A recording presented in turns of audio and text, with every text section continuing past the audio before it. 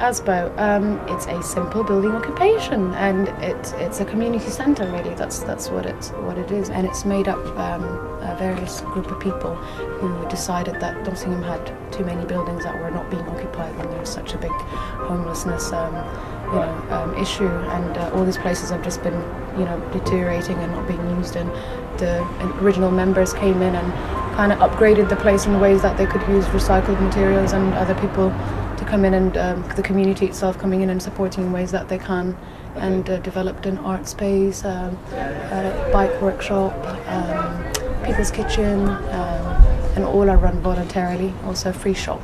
We got together just after the G8 protests in Edinburgh in Scotland, and there was a group of us, and we were quite motivated by our times in Scotland, and we saw a lot of protesting and change and lots of positive things coming out of that. So we got back here, and we wanted to do something, some more projects, and just work together more. And I knew about this building. I'd lived in the area for like 5 or 6 years, and this building has always been quite intimidating for the people around here. It's very messy. It had been squatted before by not so nice characters. So we thought, right, well, let's get together and squat a building. So we're in here now, and they try to evict us to start off with, but we kind of sort of bent their ear a little and said, look, we've got a very good support of our neighbours around here. They think it's a very positive thing to have. We really wanted to open it up to the community.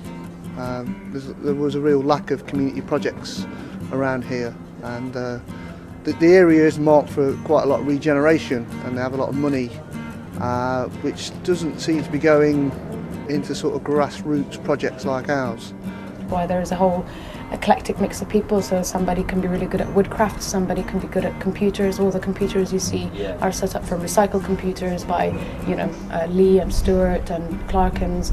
So there are people that are pretty much and I do the workshops and cooking, and Adam does the bikes, and so everybody has a different kind of skills that they provide, and so there is no sort of like, yeah, you're assigned to this and you're assigned to that. It kind of falls into place naturally. These just do it, and they're like, oh, I think we need a stage, and then the next week the stage has been built, and I think it's just really, from a ground level sort of, it really works. The neighbours wanted this place to be used.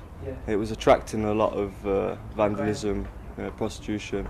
It was an empty property with lots of open spaces for them to use. When we first moved in, it's quite nice. There was an old chap that came to see us, and he was quite elderly and quite frail. And he says, I won't be coming over a lot, but I really do like you here.